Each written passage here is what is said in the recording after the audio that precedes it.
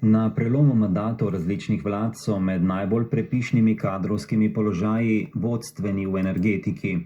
Nadzorniki holdinga Slovenske elektrarne, ki so se po nedavnih zamenjavah po večini videli prvič po prevzemu položaja, so včeraj zamenjali poslovodstvo HSE-ja.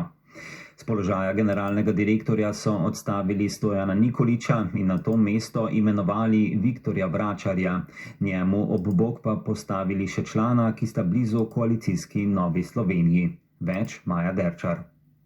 Skupina Holding Slovenske elektrarne v lasti države z 1,5 milijarde letnih prihodkov, s številnimi odvisnimi družbami in 3000 zaposlenimi je zlasti zaradi investicije v TEŠ 6 in nizkih cen energije že leta v finančnih zagatah. Stojan Nikolić, užival je podporo strank prejšnje vlade, zlasti SD, tudi SAB, je holding Slovenske elektrarne kot generalni direktor vodil dobro leto in pol. Še prej, od 2014, je bil njegov finančni direktor. Preživel je menjave 3 svojih predhodnikov. Kot prekaljeni finančnik ni vedno užival zaupanja, tudi pod prejšnjim nadzornim svetom ne.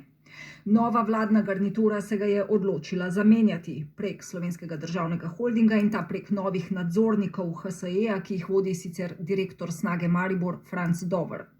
Po nekaterih interpretacijah je bila operacija menjav na vrhu HSE pravzaprav operacija odstavitve Nikolića. Zaposleni so bili pri tem vzdržani. Posloviti se je moral tudi poslovodni direktor Mirko Marinčič iz kvote LMŠ. Nikoliću bodo najverjetneje na mesto zaposlitve na drugem delovnem mestu ponudili odpravnino. V njegove čevlje na čelo HSE-ja stopa še en dozdajšnji poslovodni direktor HSE-ja in generalni direktor TEŠ-a, dr. Viktor Vračar. Ta velja za strokovnjaka, ki uživa dovolj spoštovanja.